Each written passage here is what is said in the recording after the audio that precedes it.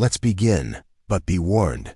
This narrative isn't comforting or gentle, and it's not what you want to hear, but it is what you need. From childhood, you've been taught to look outward, to blame others for your pain, often pointing to your mother. However, the truth is, it's not your mother holding you back. It's what your mind has made of her. This isn't criticism. It's an uncomfortable truth. Your mother lives in your unconscious long after she's gone. You've tried to move forward, to find peace, but it's elusive when you're trapped in an unrecognized conflict, a battle against a shadow, an archetype that took root before you could speak. This shadow, the mother complex as Carl Jung called it, doesn't leave on its own. It's an emotional prison, a silent critic, an insatiable void, a yearning for validation that you've carried since childhood. And the cruelest part? It's not even yours. It's an inheritance, an echo, a mark on your soul. Healing begins when you stop seeing your mother as an all-powerful figure, whether to idolize or blame. You're not seeing her. You're seeing a myth, a projection shaped by unmet needs and unspoken wounds. This myth governs your life, influencing your decisions, relationships, and struggles with boundaries, all rooted in childhood longings, a missing gaze, an absent hug, words unspoken. These longings can manifest in various ways, subtly guiding your actions and reactions, often without your conscious awareness. They can make you seek approval in places where it's not genuinely offered, or make you feel incomplete even in moments of success. You might find yourself drawn to relationships that mirror the dynamics of your childhood, perpetuating a cycle of unfulfilled needs and expectations. This cycle can be insidious, creeping into your professional life as well, making you feel like you're never quite good enough. No matter how much you achieved out as an adult, you're still that child longing for your mother's assurance, but it's not going to happen.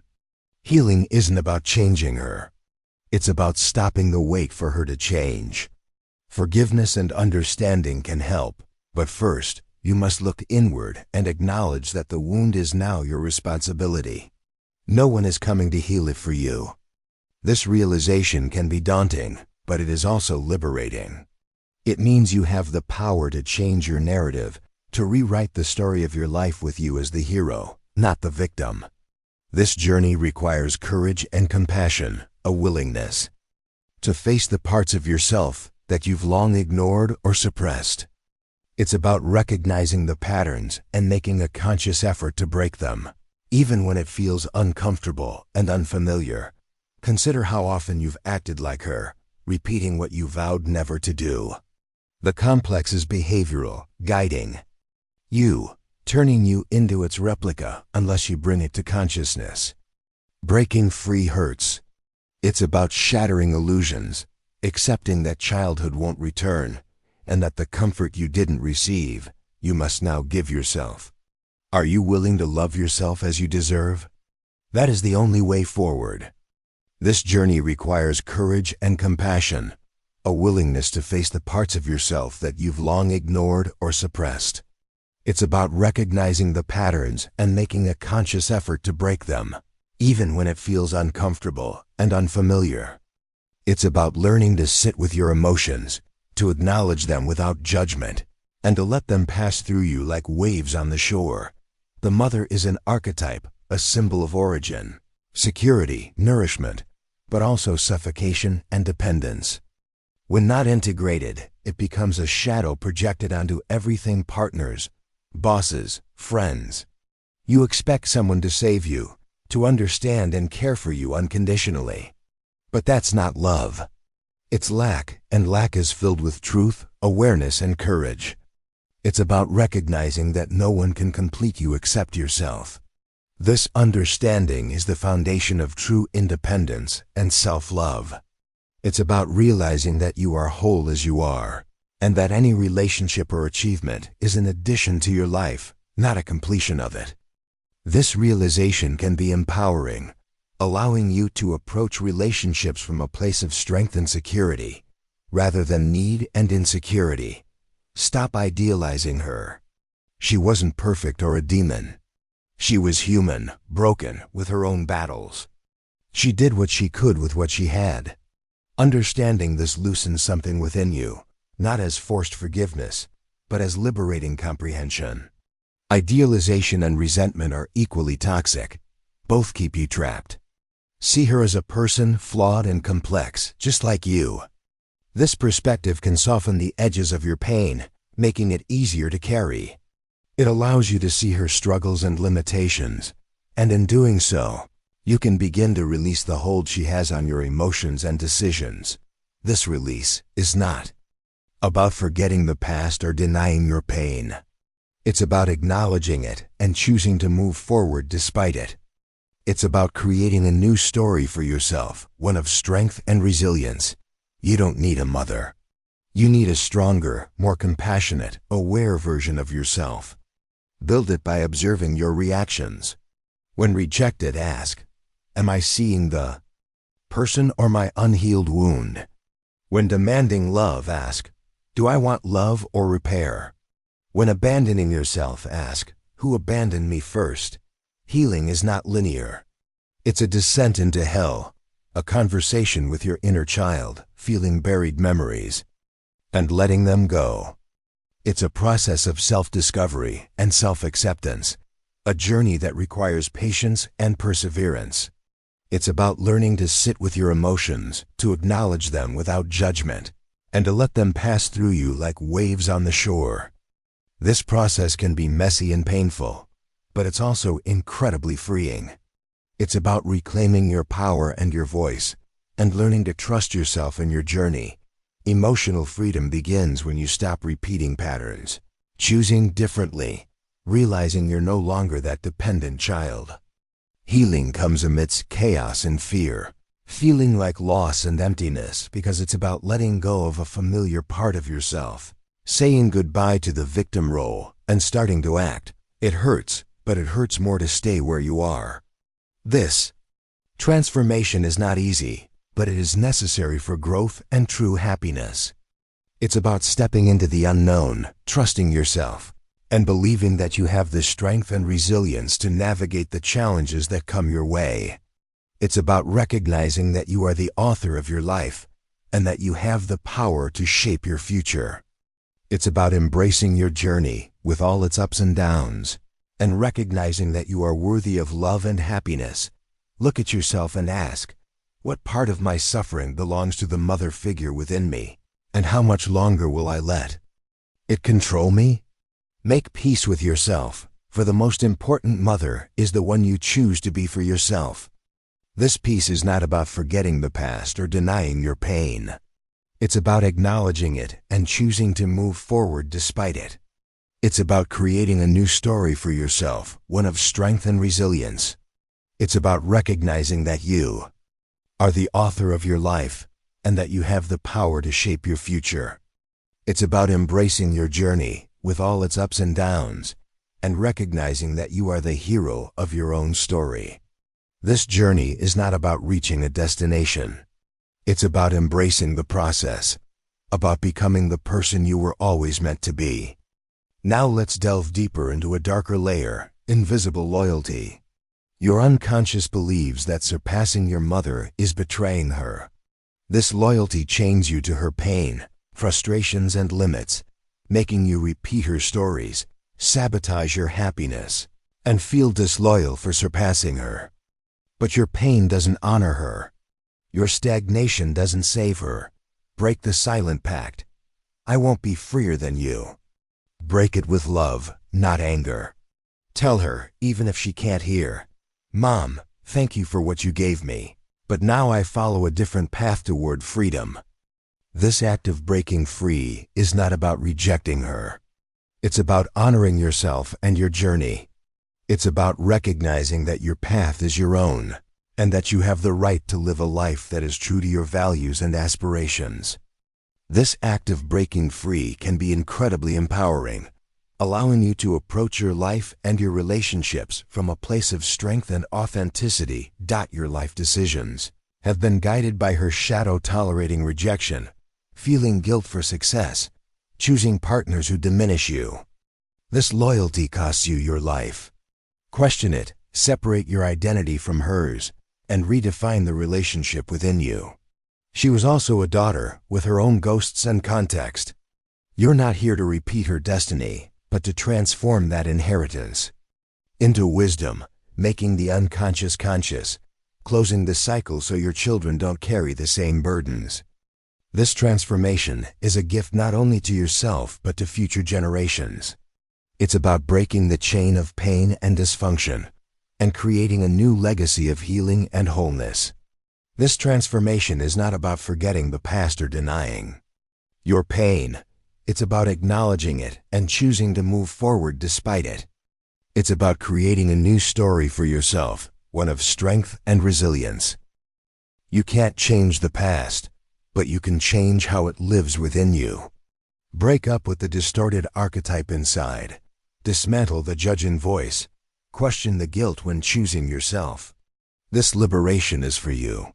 The original wound doesn't define your destiny. What you do with it does. The time has come to turn inherited pain into your driving force, to stop surviving and start living. It takes courage to let go, to rebuild yourself, to say, now I am the one who takes care of me. When you choose yourself, you truly honor your mother, for the greatest tribute to the one who gave you life is to live it fully. It's about embracing your journey with all its ups and downs and recognizing that you are worthy of love and happiness. This act of choosing yourself is not about selfishness. It's about self-preservation and self-love.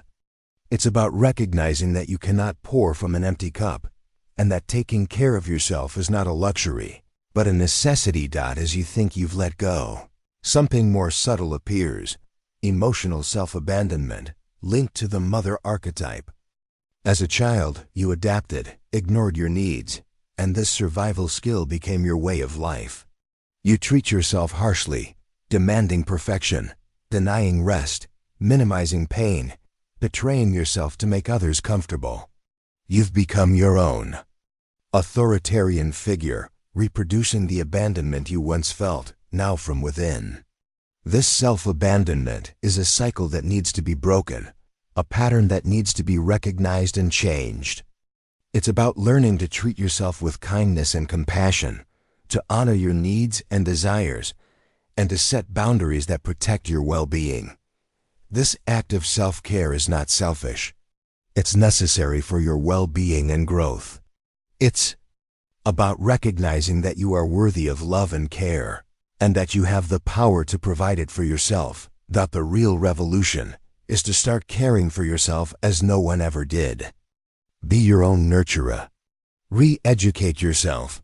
Give yourself the affection you were denied, permission to feel, to speak tenderly to yourself when you fall.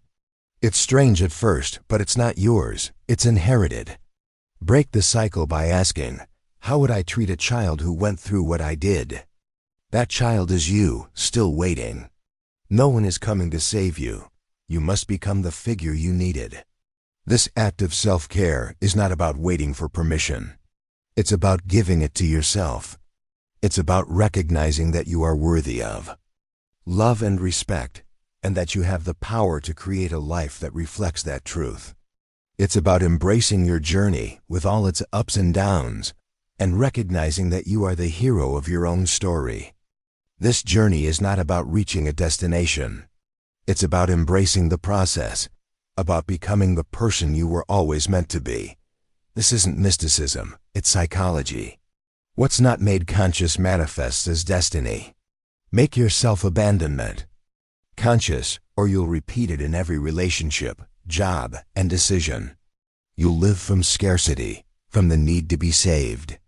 The paradox is that you stop needing to be saved when you become your own refuge. This refuge is not a physical place. It's a state of mind, a sense of inner peace and security that you create for yourself.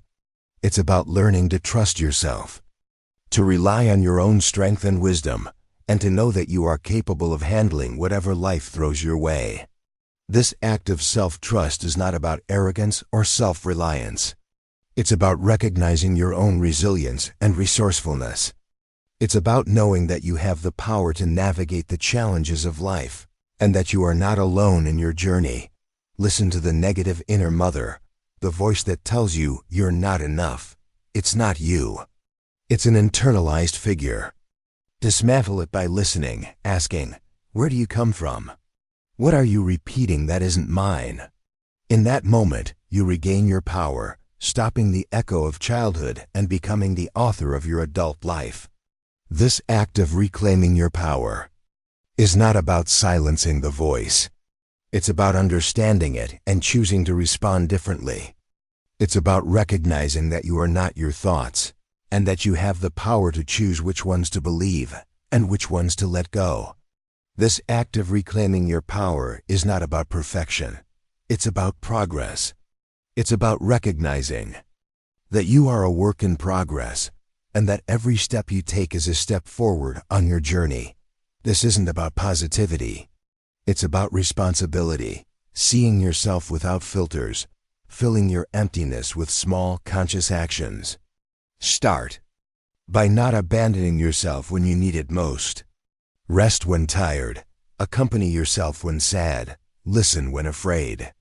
That is the new language, the new emotional structure that breaks inherited patterns. These small acts of self-care are the building blocks of a new, healthier relationship with yourself. They are the foundation of a life lived with intention and purpose, a life that is true to your values and aspirations. This act of self-care is not about waiting for the perfect moment. It's about recognizing that every moment is an opportunity to choose yourself, to honor your needs and desires, and to treat yourself with kindness and compassion. You don't have to do it perfectly. You just have to do it differently. The change you want is within, in every act of self-care, every boundary set, every no to others, and yes to yourself. That is love, an act of revolution in a world that teaches demand and punishment. Choosing tenderness is subversive, breaking the family pattern, waking up to your own shadows. This revolution is not about grand gestures. It's about the small, everyday choices that shape your life and your sense of self. It's about recognizing that you are worthy of love and respect, and that you have the power to create a life that reflects that truth. It's about embracing your journey with all its ups and downs, and recognizing that you are the hero of your own story. This journey is not about reaching a destination. It's about embracing the process, about becoming the person you were always meant to be. When you get this far, something inside you changes. It's the silence after breaking the noise of inheritance, understanding why you didn't know who you were, because you lived with voices that weren't yours, needs not your own, pain from generations ago. Now what remains is yours, your space, identity, voice. You'll live with wounds consciously, and that changes everything. Wounds transform when acknowledged, and at that crossing, emotional maturity is born, accepting the broken and wise parts within you. This acceptance is not about resignation. It's about integration, about making peace with your past and embracing your present. It's about recognizing that your experiences have shaped you, but they do not define you. This act of acceptance is not about waiting for the perfect moment. It's about recognizing that every moment is an opportunity to choose yourself, to honor your journey, and to embrace your truth. You've crossed the threshold, no longer living from what was missing, but from what you choose to create. That power requires courage, honesty, and the will to let go of inherited fears, to live from within, not from the echo of the past. This power is not about control. It's about freedom, about choosing your own path and creating your own destiny. It's about recognizing that you are the author of your life and that you have the power to shape your future. It's about embracing your journey with all its ups and downs and recognizing that you are worthy of love and happiness. This act of choosing yourself is not about selfishness. It's about self-preservation and self-love. It's about recognizing that you cannot pour from an empty cup, and that taking care of yourself is not a luxury, but a necessity. Now that you know this, what will you do? The video ends, but your journey begins. The invisible part, felt in every choice, every new way you treat yourself, every time you choose awareness over lack. But freedom can't be bought. It's a journey of self-discovery and self-creation, a path that only you can walk. It's about recognizing that you are worthy of love and respect, and that you have the power to create a life that reflects that truth. It's about embracing your journey with all its ups and downs, and recognizing that you are the hero of your own story. This journey is not about reaching a destination. It's about embracing the process, about becoming the person you were always meant to be. When self-love is born from healed pain, it becomes a silent revolution. If you've come this far, declare in the comments, "I am the end of the pattern." You're no longer the same. You've seen what others dare not look at. Subscribe not for me, but for you. For awakening consciousness is just the beginning. This revolution is not about words. It's about actions, about living your truth and honoring your journey. It's about recognizing that you are worthy of love and respect, and that you have the power to create a life that reflects that truth. It's about embracing your journey with all its ups and downs, and recognizing that you are the hero of your own story. This act of choosing yourself is not about waiting for permission. It's about giving it to yourself. It's about recognizing that you are worthy of love and happiness, and that you have the power to create a life that reflects that truth.